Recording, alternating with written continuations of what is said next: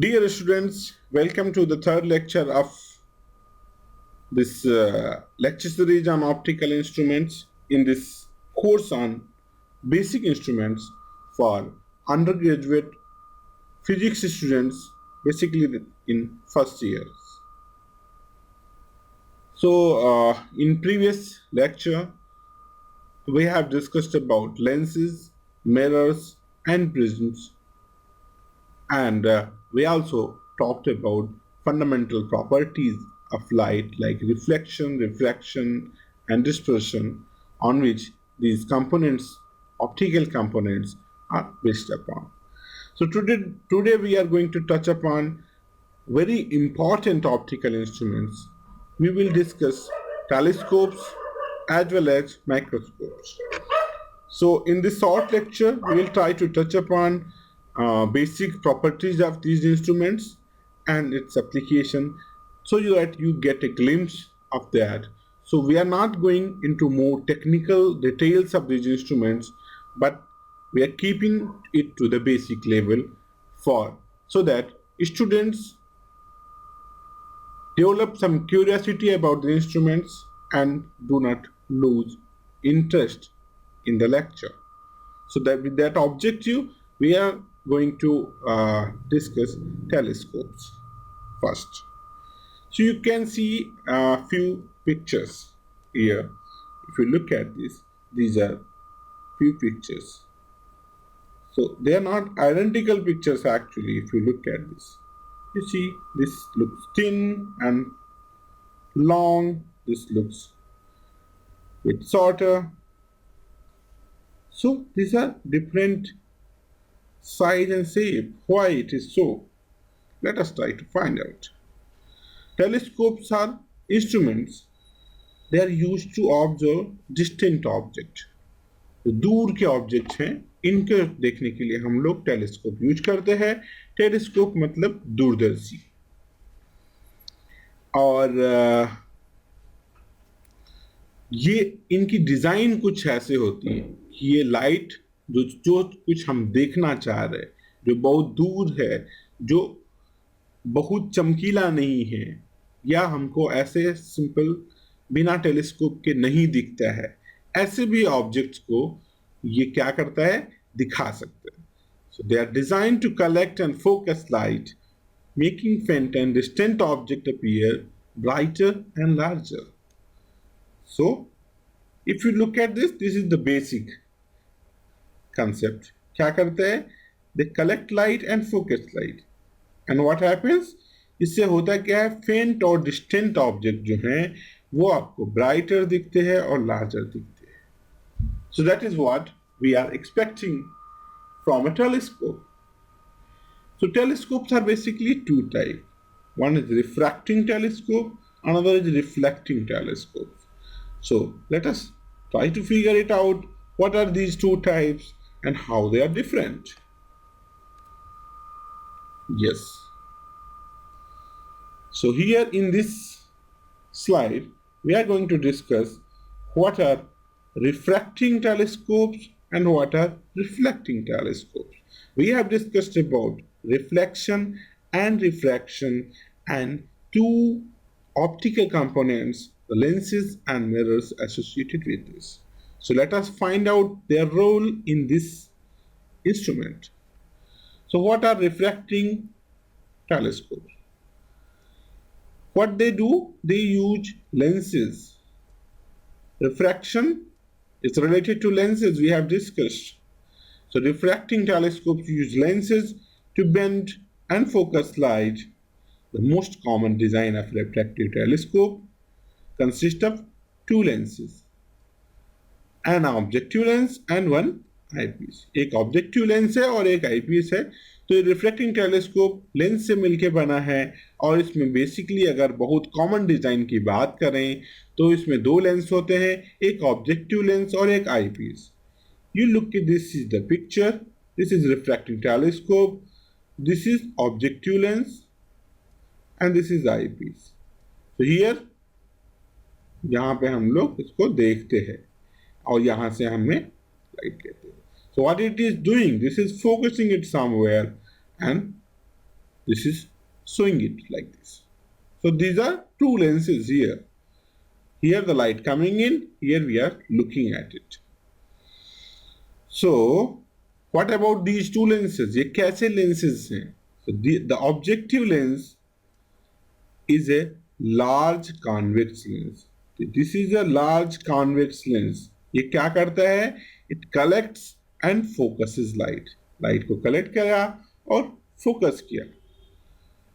दूसरा जो लेंस है, this is we call eyepiece lens. This eyepiece lens is a smaller lenses that magnifies the image formed by the objective lens. तो ये क्या करता है? उस इमेज को मैग्नीफाई करता है. So when light enters the objective lens, it is refracted and focused to form an image at the focal point. This is the focal point if you look at this. And making appear larger. The eyepiece then magnifies the image, making it appear larger and closer. So this is the basic concept of a refracting telescope, and here we are using lenses. The combination of two base lenses, we can see that. So in previous classes when we were talking about lenses, at that time we talked that they are used as a component for many optical instruments. तो telescopes एक तरह का telescope है जिसमें दो lens common design की बात कर रहे हैं. If you go into more deeper detail, you may develop some more interesting, you may get to know some more interesting things about design. And here we are learning the basic concept.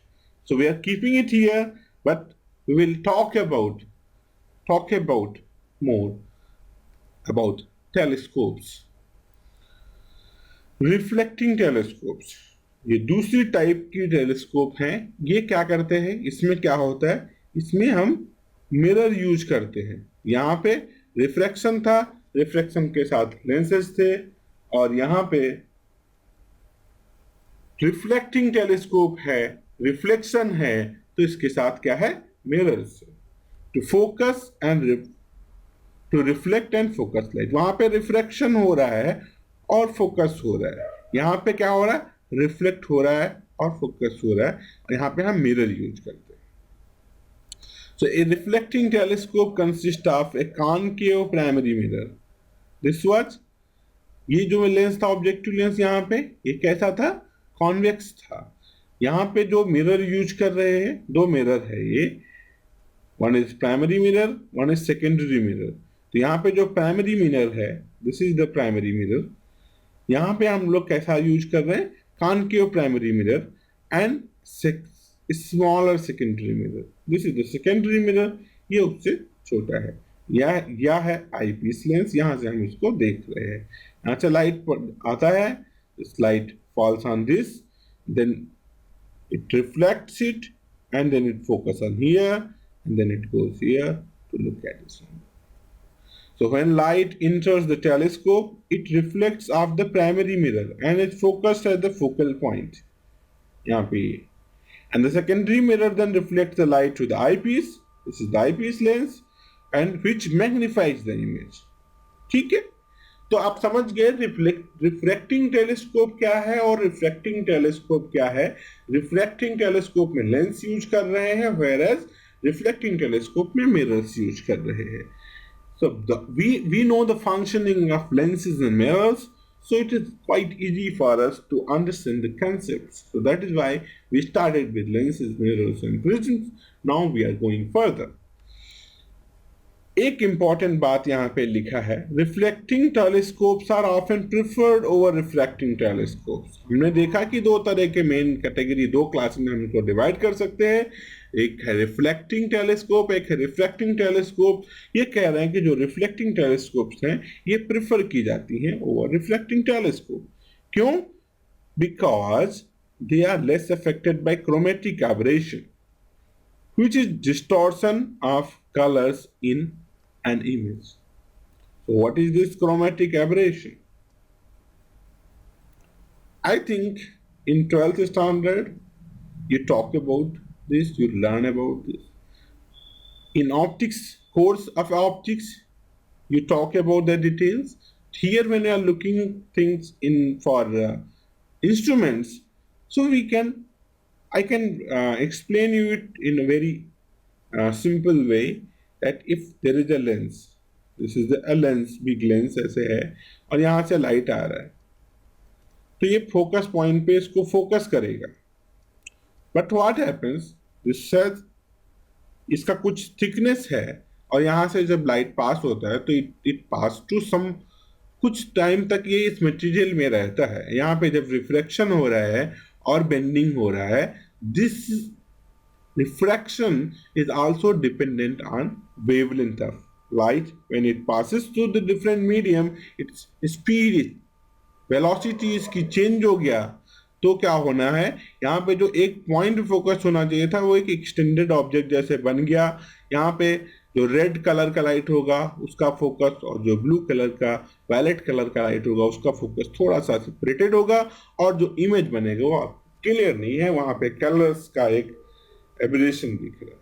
That is what we call chromatic aberration. तो ये कह रहा है कि जो lens है उनके साथ ये दिक्कत ज्यादा है, इसलिए जो मिरर वाला टेलीस्कोप होता है, जो रिफ्लेक्टिंग टेलीस्कोप है, वहां पे ये इफेक्ट कम होता है. और हम जब टेलीस्कोप में कुछ चीज देख रहे हैं तो हमारा ये हमेशा से ध्यान रहेगा कि हम अच्छी इमेज देखें, साफ इमेज देखें, और तभी हम ज्यादा डिटेल्स उसकी समझ पाएंगे. So that is what we discussed in the first unit of this course when we are talking about basics of measurement. So here again, always we look forward the possible problem, possible errors, कहाँ पे हमारा जो result है, जो हम major करना चाह रहे हैं, जो हम देखना चाह रहे हैं, वो कहाँ पे प्रभावित हो सकता है, कौन से ऐसे फैक्टर्स हैं, और हम उन फैक्टर्स को कम करने की कोशिश करते हैं. We try to minimize it. So here if you compare the two classes of telescopes, reflecting telescope and refracting telescope, so often reflecting telescope is preferred because it is less affected by chromatic aberration. I hope you understand what is chromatic aberration. We are not going to the great detail of optics. We are looking for a basic introduction to instruments. So first we understood what a telescope does. Then we talked about what are different two classes of telescopes and then which one is preferred. I hope it is clear, and this cartoon makes things much better to understand. Now let us look at this. This makes the discussion interesting. You look, there are a few pictures. The pictures look interesting actually. If you don't know about telescopes, still if you look these pictures, you'll find these pictures beautiful. But actually these pictures are world's largest optical reflecting telescope with aperture diameter larger than 8 meters. Do you understand what is aperture diameter? You may think about, हमने जैसे पिछले slide में telescopes की बात की, जो ये reflecting telescopes है, तो ये सब मिरर्स हैं. इसमें प्राइमरी मिरर है, सेकेंडरी मिरर है, और then you have an eyepiece. You can think about it. So these are real telescopes और इतने बड़े बड़े होते हैं. तो ये जो बाहर हमको दिख रहा है ये डोम है. जब हमको ऑब्जर्व करना होता है तो we open it and then we put this on observation. ये डोम है, इसको खोल दिया जाता है जब हमको ऑब्जर्व करना होता है. एक्चुअली ऑप्टिकल टेलीस्कोप्स के साथ ये है कि अगर हम ऑप्टिकल रेंज में काम करना चाहते हैं तो हम अपने धरती पे ही ये इंस्ट्रूमेंट बना सकते हैं. तो हमारे पास कुछ ऐसा लिमिटेशन नहीं है. जैसे हम किसी और रेंज में देखना चाहें तो हमको ये देखना पड़ता है जो अर्थ का एटमॉस्फेयर है वो उस रेडिएशन को अलाउ कर रहा है कि नहीं. तो ऑप्टिकल रेंज में जो लाइट है वो हमको मिलती है given the sky should be clear. So mostly these telescopes are away from cities where light pollution is minimum, and mostly they are on hill stations or on hills so that you have clear sky more often. Okay, so whenever you get an opportunity, try to visit some optical telescope near to your place wherever you are living, and Here we will talk about their application in astronomy. सबसे पहले जब नाम telescope का सुनते हैं तो कहीं ना कहीं हम बात करते हैं गैलीलियो की। गैलीलियो ने एक अपना टेलीस्कोप बनाया था और उन्होंने बहुत फंडामेंटल काम किया, बहुत सी ऐसी बातें कही जो उस टाइम पे कहनी मुश्किल थी। और इसके बाद ये आज हम बहुत कैपेबल हैं। We have a lot of technological advancement, we can see things with much more precision, we can look objects which are much far away, but this has an story. So maybe if you are interested in the story how things develop, so you look forward some resources of that kind. Here we will be talking a little bit about how what telescopes does. Astronomy में हम telescope use करते हैं, दूर की चीजों को देखने के लिए टेलीस्कोप का यूज किया जाता है। तो mostly we have many application in astronomy, और भी कुछ एप्लीकेशंस हो सकते हैं, but here we are talking about astronomy. So first is observing celestial objects. कभी जब खुला आसमान होता है और आप शहर से दूर हो या हिल स्टेशन में कहीं हो, तो आप आसमान में देखेंगे तो बहुत से तारे दिखेंगे। तो ये सारे जो तारे जैसे हमको दिखते हैं, जो चमकीले, ये क्या हैं? कुछ ऑब्जेक्ट्स हैं, दे आर मच बिगर। हम लोग के सूरज से भी ये काफी बड़े बड़े, लेकिन ये बहुत दूर। तो अगर इनको हम जानना चाहें ये क्या है, ये आम व्यक्ति कोई भी है जो आसमान में देखता है तो उसके मन में ये इच्छा जरूर होती है कि ये सब क्या है, कैसे है। तो यही इंसान की यही जो जानने की इच्छा है, उसी ने ये सब आज जो डेवलपमेंट है, साइंटिफिक डेवलपमेंट है, दिस इज द एक ऐसे ही प्रवृत्ति है इंसान की जिस वजह से वो ऐसी चीजें देखता है, खोजता है, समझता है। तो ऐसे सेलेस्टियल ऑब्जेक्ट्स को देखने के लिए हम इनको यूज करते हैं। Telescopes are used to observe planets, stars, galaxies and other celestial objects. Okay, so planets like our planet Earth, we look other planets in our solar system, even we can observe them. Stars, our sun is a star, and you see a lot of stars in the sky. So जो भी bright objects हैं वो सारे stars नहीं होते। अगर आप शाम के वक्त देखेंगे तो एक तारा हमको सबसे पहले दिखता है और उसको हम लोग कहते हैं भोर का तारा या शुक्र। शुक्र कोई तारा नहीं है, एक्चुअली ये एक प्लेनेट है, अर्थ के सबसे पास में है, इस वजह से हमको दिखता है। और चमकता हुआ इसलिए दिखता है क्योंकि उस पे सूरज की लाइट पड़ रही होती। तो ये ऐसे ऑब्जेक्ट्स, स्टार्स मतलब जिनकी अपनी लाइट होती है, जिनसे अपना वो लाइट इमिट करते हैं, उसको हम देख पाते हैं, तो उनको हम स्टार्स कहते हैं। जैसे कि अपना जो सन है, सूरज है, यह एक स्टार है। सूरज में कैसे ये देख पा रहे हैं हम? क्योंकि वहां पे एक नाभिकीय संलयन की प्रक्रिया हो रही है और जो बहुत एनर्जी रिलीज करती है, and because of that we can see the sun shining. Galaxies मतलब आकाश गंगा। अगर आप रात में खुले आसमान में देखेंगे तो आपको एक लाइन जैसे दिखेगी तारों की, और उस लाइन को हम लोग कहते हैं आकाश गंगा।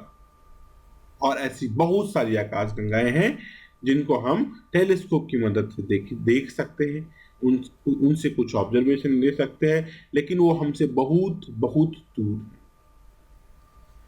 है। एंड अदर सेलेस्टियल ऑब्जेक्ट्स, ऐसा और भी कुछ हम देख सकते हैं।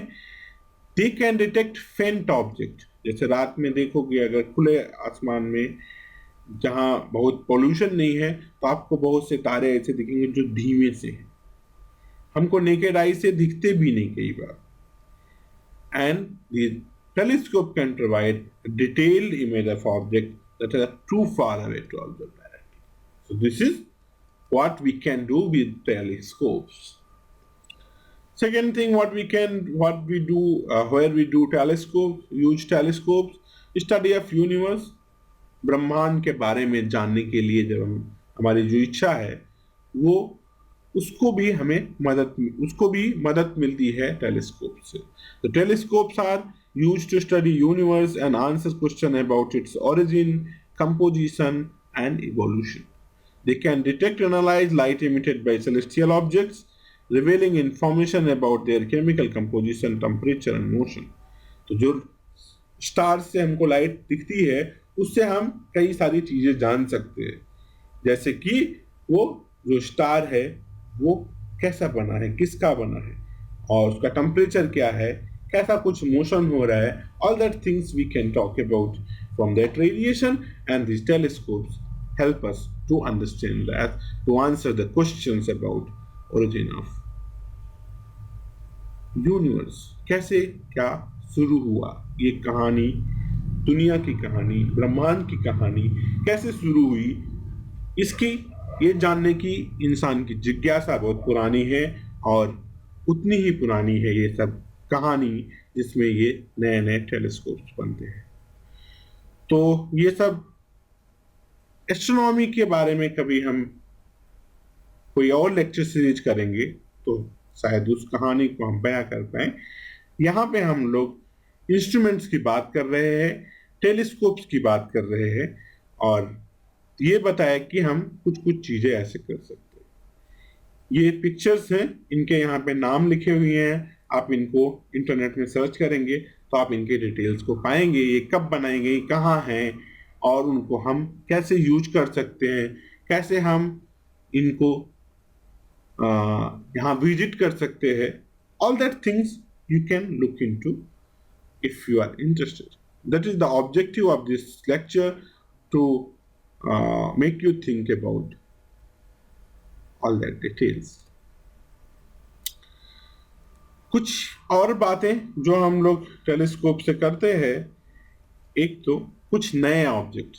कभी कभी क्या होता है, कुछ उल्का पिंडों के बारे में नाम सुना, उल्का पिंड जैसा नाम सुना होगा, इनको हम कॉमेट्स कहते हैं, जो हमेशा स्काई में नहीं दिखते, कभी कभी दिखते हैं. अगर वो इस रेंज में आ रहे हैं या कहीं से आ रहे हैं तो हम उनको देख पाते हैं और उनके बारे में समझ पाते हैं. तो ऐसे नए ऑब्जेक्ट्स को जानने के लिए लाइक कॉमेट्स, एस्ट्रॉइड्स, कभी कभी आकाश में से बोलते हैं तारा टूट गया, तारा टूटा है, तो ये तारा क्या टूटा होता है, ये तारा कैसे टूटता है. तारा ऐसा कोई चीज नहीं है, अगर हम एस्ट्रोनॉमी की भाषा में बात करें तो तारा कोई ऐसी चीज नहीं जो टूट जाए. Our sun is an star, और ऐसे भी स्टार्स होते हैं, लेकिन ऐसे कुछ होते हैं जो इस आसमान में ऐसे दिखता है. तो होता क्या है, कुछ बड़े टुकड़े अर्थ के एटमॉस्फेयर में आ जाते हैं, और वो अर्थ के एटमॉस्फेयर की वजह से वहां फ्रिक्शन होता है और वो जलते हैं, बहुत हॉट हो जाते हैं और वो हमको दिखते हैं. और कभी कभी कुछ ऐसे टुकड़े होते हैं जो उस एटमॉस्फेयर में ही जल के खत्म हो जाते हैं, और इसी को हम तारा टूटना कहते हैं. कभी कभी कुछ उसके बड़े हिस्से ऐसे भी होते हैं जो इस एटमॉस्फेयर से बच जाते हैं और धरती पे आके गिरते हैं, जिनको हम लोग मेटेराइट्स कहते हैं. उन मेटेराइट से भी हम बहुत कुछ पता कर सकते हैं. उनकी एक अलग तरह की एनालिसिस, उसकी समझ का एक अलग कहानी है. तो दीज आर एस्ट्रॉइड्स को देखने के लिए, डिस्कवर करने के लिए टेलीस्कोप यूज करते हैं. कॉमेट्स ऐसे होते हैं जिनका अर्थ एटमॉस्फेयर से मतलब नहीं है. They are mostly icy objects, बर्फ जैसे बहुत दूर सूरज से, और सूरज की तरफ जब आते हैं तो उनका वो हिस्सा पिघलता है, गर्म होता है, और उसमें एक पूंछ जैसी दिखती है, एक टेल जैसी दिखती है. उनको हम लोग कहते हैं comets.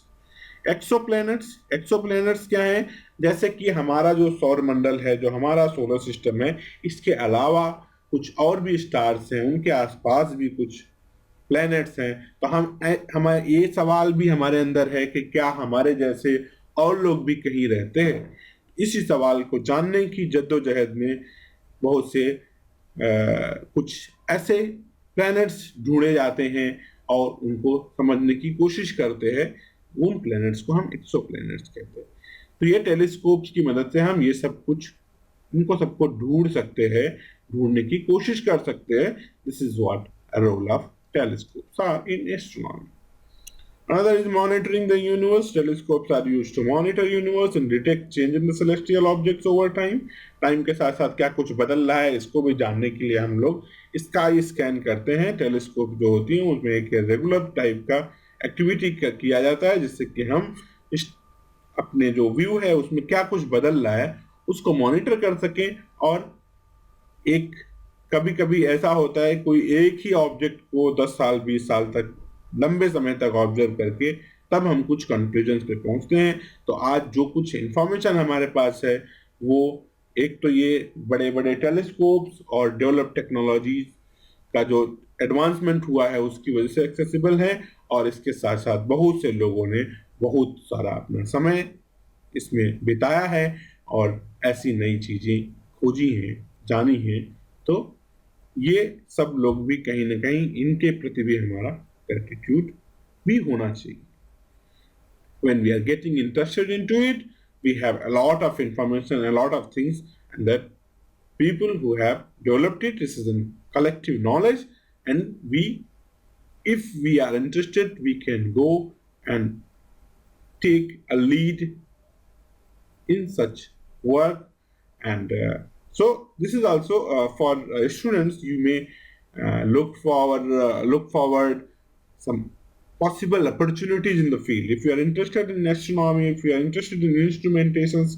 So this is like a kind of flavor we are trying to give you in this course, that ये एक जो पिक्चर्स है ये बेसिकली किसी दूसरे देश का नहीं, अपने देश का है. और ये उत्तराखंड में एक देवस्थल ऑप्टिकल टेलीस्कोप है. इसका जो मिरर का अपर्चर है वो 3.6 मीटर है. पहले स्लाइड में जो हम दिखा रहे थे वो सारी बड़ी बड़ी टेलीस्कोप थी जिसमें 8 मीटर से ज्यादा इनका अपर्चर था. तो ये भी काफी बड़ी है अपने हिसाब से. ये अंदर का व्यू है. मैं जो पिछली बार बोल रहा था कि ये डोम होता है, जब क्लियर स्काई होता है तो इसको खोल दिया जाता है और फिर हम यहाँ से इसको ऑब्जर्व कर सकते हैं. इसके अंदर जो प्राइमरी मिरर है, सेकेंडरी मिरर है, ये सब कुछ देखा जा सकता है. So you may get opportunity to visit this place. ये बहुत मुश्किल नहीं है, आप इसके लिए कोशिश कर सकते हैं और ये संभव है कि आप इन सबको देख भी सकें. तो ऐसे भी मौके होते हैं जहाँ पे आप इस तरह की विजिट्स, इस तरह का एक्सपोजर आपको आगे का कैरियर में अपने इंटरेस्ट को समझने में काफी कुछ हेल्पफुल होते हैं. So you may try to visit this place. There is procedure. Aryabhatta research institute is there, जहाँ पे हम इस फैसिलिटीज के बारे में काफी सारे लोग जिसमें काम करते हैं इस तरह के इस इंस्ट्रूमेंट के साथ, और उनसे हम लोग मिल सकते हैं, देख सकते हैं, जान सकते हैं. और इनको हम एक रियल हैंड एक्सपीरियंस, लाइक आप जैसे जैसे बड़े होंगे अपनी पढ़ाई को मजबूत करेंगे वैसे ही आपको और अपॉर्चुनिटीज होंगी जहाँ पे आप इसमें उतना डायरेक्टली इंगेज हो सकते हैं. So it is like to boost your interest and boost to so that you have a good exposure about things. So this is all about telescopes. तो टेलीस्कोप क्या होती हैं, कितने तरह की होती हैं और एस्ट्रोनॉमी में उसका कहाँ कहाँ यूज किया जाता है, all that things we discussed, and at the same time we discuss few optical telescopes in world and in India also. अभी हम लोग थोड़ा बात करेंगे एक दूसरे टाइप के इंस्ट्रूमेंट की. जैसे हम लोगों ने एक बात किया टेलीस्कोप मतलब दूरदर्शी, जहां हम दूर की चीजें देखना चाहते हैं. ऐसे ही हम बहुत सी चीजों को बहुत पास से देखना चाहते हैं, बहुत डिटेल में उसको जानना चाहते हैं. इसके लिए हमें कुछ और इंस्ट्रूमेंट की जरूरत होती है और वो इंस्ट्रूमेंट्स हैं microscopes. So now we will talk about what are microscopes and what is their basic principle and where they are used और इनके क्या क्या मतलब हैं, कैसे क्या काम करते हैं। तो यहाँ पे भी अगर आप स्लाइड में देखेंगे तो आपको कई सारे पिक्चर्स दिखेंगे और ये हर पिक्चर के नीचे कुछ लिखा है। दिस इज लाइट माइक्रोस्कोप, मतलब यहाँ पे हम लाइट यूज करते हैं। And this is fluorescence microscope. Fluorescence क्या होता है? I think you may have heard about in your previous classes, you can look into this. ये भी एक तरह का लाइट ही है। Electron microscope, stereo microscope, confocal microscope, atomic force microscope, inverted microscope, retinal imaging microscope, सारे तरह तरह के माइक्रोस्कोप्स हैं। आप हम लोग यहाँ पे एक बेसिक इंट्रोडक्शन दे रहे हैं कि इंस्ट्रूमेंट ये क्या होते हैं, किस प्रिंसिपल पे काम करते हैं, और लोग एक एक इंस्ट्रूमेंट्स, ये जो एक्सपर्ट होते हैं, जो इनको यूज करते हैं, जो ये लैब मेंटेन करते हैं, they do full-time work on such instruments. There is a lot of details to be understood as a user and as a जो इंस्ट्रूमेंटेशन का काम करते हैं, जो लोग इंस्ट्रूमेंट बनाते हैं, जो लोग इंस्ट्रूमेंट डिजाइन करते हैं, जो उनको यूज करते हैं, एक अलग अलग लेवल की इसमें हमको अंडरस्टैंडिंग होती है। तो this is very vast field, but here you get an glimpse of things, so that if you are interested or if you get an opportunity to work with microscopes, you get that basic boost here. So microscopes are instruments to observe objects or specimens that are too small to be seen by naked eyes. हमारी जो आंखें हैं ये एक तरह का optical instrument है। आपने इसके बारे में जब कभी पढ़ा होगा तो ये भी एक तरह का लेंस है। यहाँ पे कैसे क्या होता है ये सब एक ऑप्टिकल इंस्ट्रूमेंट की तरह समझ सकते हैं इसको। और हम उसकी इसमें बहुत कुछ देखना चाहते हैं जो इनकी कैपेबिलिटी नहीं है, बहुत कुछ छोटा, बहुत कुछ दूर, और इस सब के लिए हमने ऐसे नए नए तरह के इंस्ट्रूमेंट इजाद किए हैं। और तो ये जो इंस्ट्रूमेंट है माइक्रोस्कोप, ये ऐसी छोटी चीजें, ऐसे स्पेसिमन, ऐसी चीजों को दिखाने में हमें मदद करता है जो नंगी आंखों से नहीं देखी जा सकती। तो इसमें क्या होता है माइक्रोस्कोप में? दे यूज लेंसेज, ये लेंस यूज करते हैं, या फिर beams of electron to magnify. Beams of electron ये इलेक्ट्रॉन माइक्रोस्कोप में होता है। हम लोग इलेक्ट्रॉन माइक्रोस्कोप की अलग बात करेंगे, अभी हम लोग ऑप्टिकल की बात कर रहे हैं। तो this is lens, there is light, that's all we get into it. We will talk about later what this beam of electron means here, and to visualize details of object and specimen। और ये दो तरह के main microscope की categories हैं, one is compound microscope, another is electron microscope. ऐसे category कर रहे हैं, और there is a lot of pictures, you can see the 8 pictures here, different microscopes. So it is a whole field and it has a lot of applications. So this lecture is like to give you glimpse of these instruments, and then it is up to you how much you want to explore. Everything is available on internet, so we are not a source of information. We are acting as a facilitator to expose you the world of information so that you can find relevant information for you. So what is compound microscope? Compound microscope, एक picture हम लोग देख रहे हैं यहाँ बगल में, हो सकता है आपने इसको कहीं ना कहीं देखा हो, क्योंकि ये होना तो चाहिए स्कूल्स में, कॉलेजेस में, सब जगह इसको दिखाया जाना चाहिए। और आई थिंक देयर आर बहुत सारे जगह दिखाया भी जाता है, लेकिन ऐसे भी बहुत सारे जगह हैं, बहुत से ऐसे कॉलेज हैं, बहुत सारे ऐसे स्कूल्स हैं जहाँ पे इस तरह का एक्सपोजर स्टूडेंट्स को नहीं भी होता है। So this is unfortunate, but this is the reality, so we must accept it. When I am dealing with undergraduate students, I see many students who don't have a real hand exposure of such instruments. So this is simple, this is not very difficult to understand. You see, थोड़ा सा हम लोग इसको पढ़ते हैं, यहाँ बहुत सी चीजें लिखी हुई हैं, फिर हम इसको एक एक करके समझेंगे भी। Compound microscope use series of lenses to magnify the image of an specimen। Specimen की इमेज को मैग्नीफाई करते हैं हम लोग लेंस लगा के, सिंपल सा आइडिया है इसका। द बेसिक कंस्ट्रक्शन क्या होता है इसका? एक ऑब्जेक्टिव लेंस, एक आईपीस लेंस। इसमें ढूंढ सकते हैं आपका ऑब्जेक्टिव लेंस कहाँ है, objective lenses. So you can see this picture. Here you can rotate it and you can fix to different. There you can see the three lenses. ये अलग अलग तीन लेंस हैं, इनको हम रोटेट करके देख सकते हैं, ठीक है। और दूसरा है eyepiece lenses. So these are eyepiece lenses, यहाँ से हम देखते हैं, ठीक है। So the objective lens is high powered lens that is located close to the specimen. Specimen कहाँ है, ढूंढेंगे इसमें, कहां पे लिखा है specimen.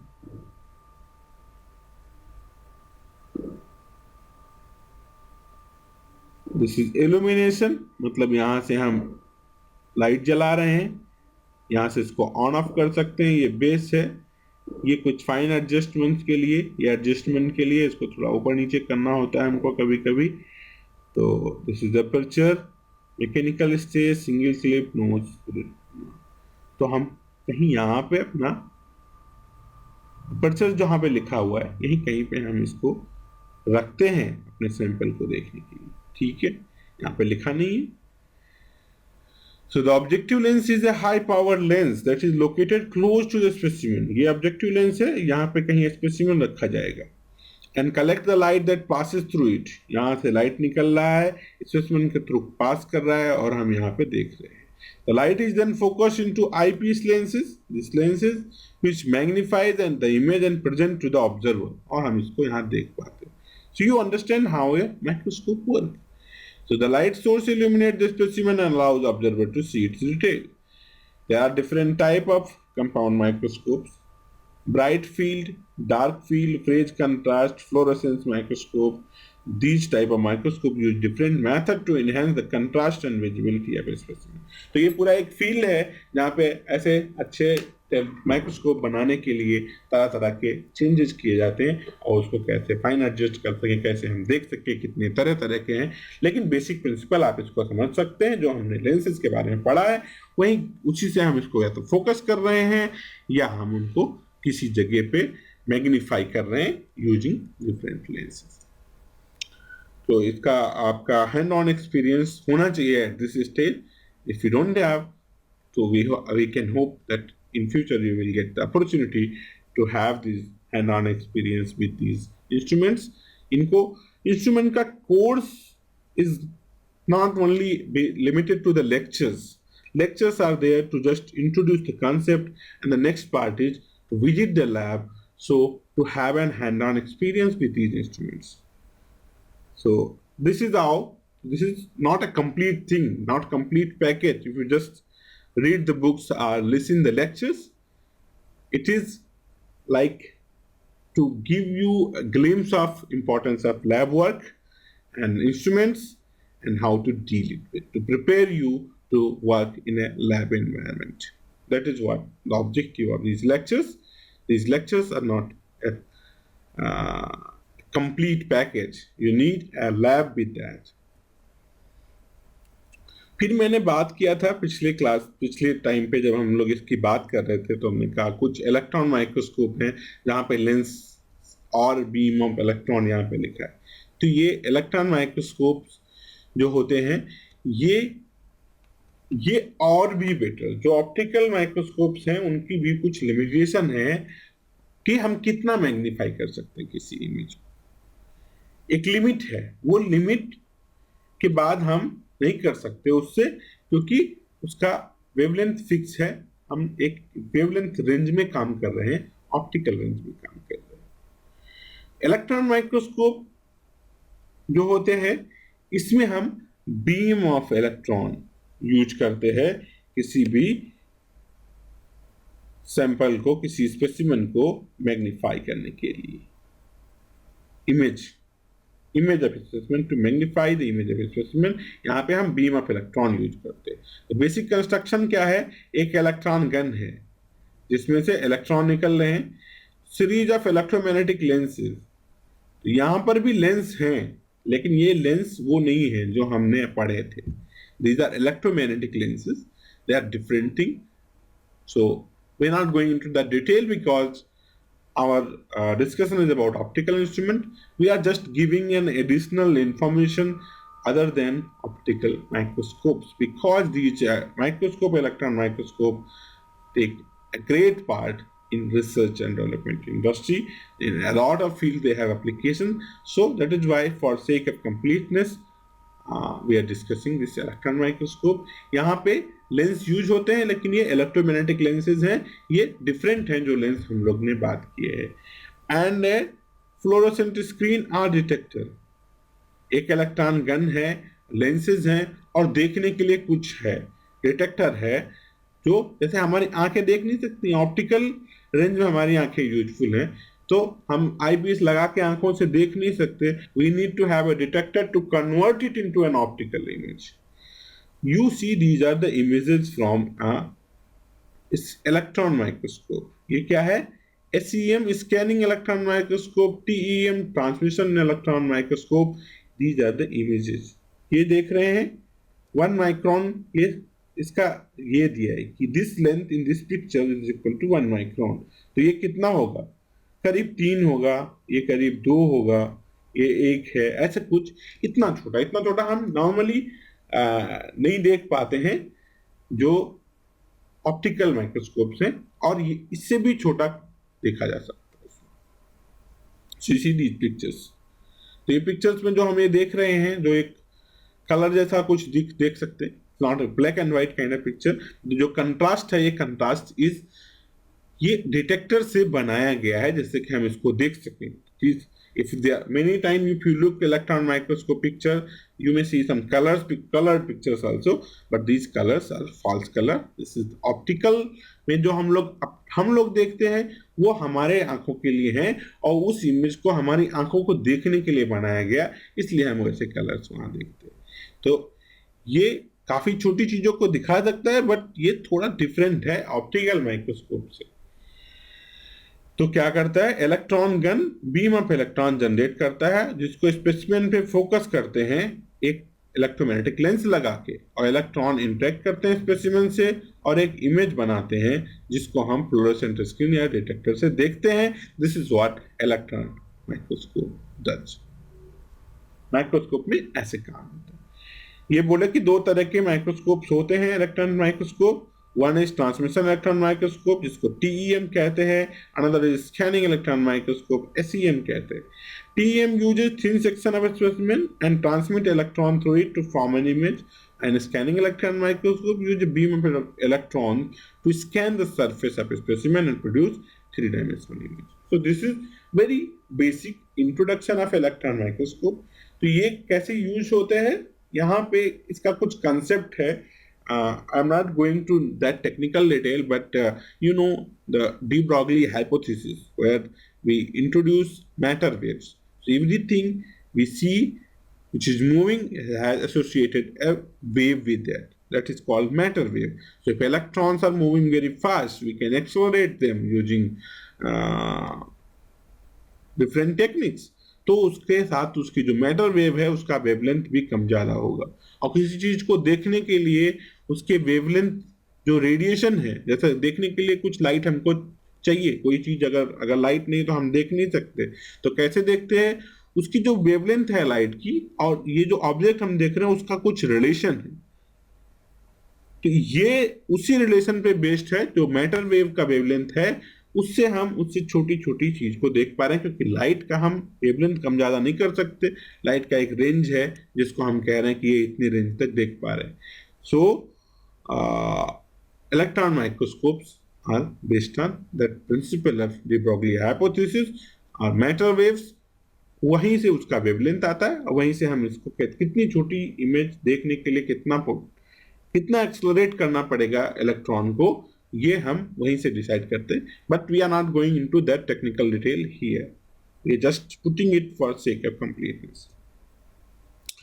This is an like diagram, एक ऐसा डायग्राम है जिसको हम लोग क्या कह सकते हैं, it's not anything related to the real instrument. ये इंस्ट्रूमेंट का पिक्चर नहीं है, एक डायग्राम जैसे है जिसमें हम ब्लॉक डायग्राम कह सकते हैं।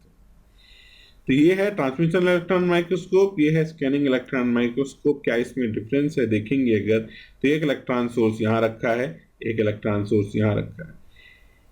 यहाँ पे हमारे पास है कैमरा, डिटेक्टर, स्क्रीन, यहाँ से हम उसको देख रहे हैं। और यहाँ पे क्या है, इधर अगर हम लोग देखें, ये सैंपल यहाँ पे रखा है, यहाँ पे सैंपल यहाँ पे रखा है। व्यूइंग चैम्बर मतलब यहीं से हम इसको देख भी सकते हैं, जो इमेज बन रहा है उसको। यहाँ पे इलेक्ट्रॉन निकलेंगे and these electrons will hit here. Here the electrons will come and they will transmit through this sample. यहाँ पे हम देखेंगे तो कुछ डिफरेंसेस है। यहाँ पे कई सारे लेंसेज देख सकते हैं आप, condenser lens, scan coil, condenser aperture, objective lens. तो ये सब जो है, these lenses are electromagnetic lenses. So it is not optical lenses what we have learned, but these are microscopes. They do the same work. So that is why we are putting it here for completeness. But the details of these electron microscopes is beyond to scope of our course. So we are not going into that detail. Sometimes again in some other course we may discuss the working and construction, design and applications of these. So now let us talk about what are the applications of microscopes. जैसे कि हमने telescope की application की बात की, ये astronomy में हमने मेजर एप्लीकेशन डिस्कस किए। माइक्रोस्कोप की बात कर रहे हैं तो हम देख रहे हैं, we are discussing about applications in biology and material science. Biology और मटेरियल साइंस में जो लोग काम करते हैं वो लोग ज़्यादा माइक्रोस्कोप यूज करते हैं। टेलीस्कोप जो लोग यूज करते हैं, जो लोग एस्ट्रोनॉमी में काम करते हैं। ओके, सो कहाँ क्या क्या यूज होता है, बायोलॉजिकल रिसर्च में क्या यूज करते हैं। तो microscopes are used to study structure and function of cells, tissues and organs in living organism. बहुत बार जैसे आप जाएंगे आंख वाले डॉक्टर के पास, वो आपकी आंखें चेक कर रहा है कुछ मशीन से, तो क्या मशीन है, कैसे उसमें क्या चीज देखी जा रही, may be if you understand the structure of I and it's, तो हम लोग ऐसे देख सकते हैं। और भी कुछ ऐसी चीजें जहां पे हम कुछ छोटे टिश्यूज हैं जिनके अंडरस्टैंडिंग चाहिए, तो हम उसको ये माइक्रोस्कोप यूज करते हैं उनको देखने की, टिश्यूज, डिफरेंट ऑर्गन, उनका स्ट्रक्चर और उनका फंक्शन जानने के लिए। They are used to observe the detail of biological sample such as bacteria, viruses, DNA and to investigate mechanism of diseases and treatments. So they are playing very important role, और ये biological research में microscope ये काम करती है। Material science में क्या काम करती है, मटेरियल साइंस में ये प्रॉपर्टीज और स्ट्रक्चर की स्टडी करने के लिए मटेरियल की, जैसे कोई मेटल है, पॉलीमर है, सेमीकंडक्टर, उसकी क्या प्रॉपर्टीज है, क्या स्ट्रक्चर है, ये हम जानना चाहते हैं। तो ये मटेरियल साइंस की बात है, यहाँ पे माइक्रोस्कोप यूज करते हैं। They are use to observe surface morphology, surface उसका कैसा है, उसमें क्या क्या डिफेक्ट हैं, थिकनेस कितना है, कंपोजिशन कितना है, और इलेक्ट्रॉनिक और magnetic properties of material, all that things if you want to understand. So for a material scientist, microscopes are a very important tool.